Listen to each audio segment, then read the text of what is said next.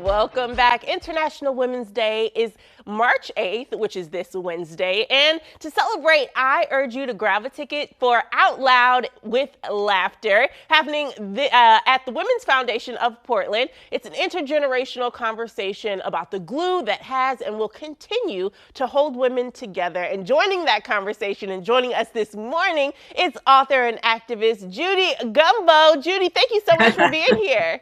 I'm delighted. I'm just delighted to be here. Yes. So, Judy, you got to tell me, what does feminism mean to you in 2023? What it means is we need now to fight back. It wasn't true before the Supreme Court decimated Roe. It's true at the moment for young women in Iran who are not having access or being poisoned, made ill because they don't have access to the people in charge don't want them to have access to education. So for me, it means the ability for women to remake themselves, to remake ourselves in a way that gives us access to what we need to become full participating human beings, to make a difference. And like I said, now, especially in the United States, to bring back the right to abortion, the right to control our own bodies for all women who choose to do that. I like that. Taking a stand, deciding for ourselves. So I want to dive into this event that's happening. What can we expect to hear during the event Out Loud with Laughter?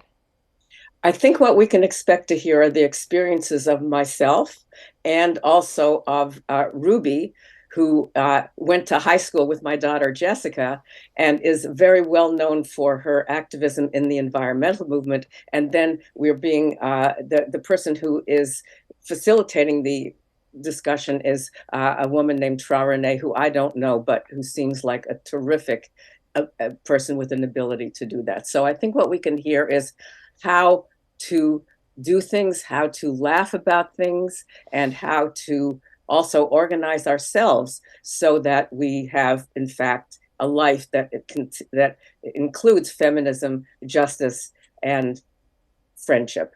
Absolutely. Trey Renee Chambers, she is a friend of the show, and Good. she is amazing. I know that this is going to be an amazing event. I love that it's incorporating that intergenerational, so we get to hear the perspectives of everyone because it all blends together. All women standing together. Now, Judy, you also have a book called Yippee Girl. I Tell me do. what that's about. Here it is. What can we get out of that book?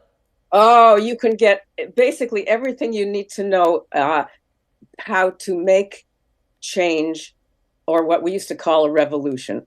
And it's my memoir, starting as a child growing up in Toronto, going through finding a first husband in bed with another woman, moving to California, and then basically becoming an activist with my second late husband, Stu Albert, who was one of the founders of the Yippies, who were a countercultural group who we basically did our best to make everyone have everyone participate in an alternative to the war in Vietnam, an alternative to misogyny, an alternative to racism, and certainly an alternative to the destruction of the planet.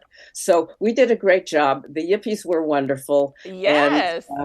And so that's why people should read Yippee Girl. That's what it's about. Oh, absolutely. Judy, it sounds like you've been through some things, girl. We definitely need to pick up a copy of Yippee Girl today and grab our tickets to Out Loud and with Laughter. Judy, thank you so much for being here. We really appreciate you. Well, thank you so much for the interview. I really appreciate it. Yes.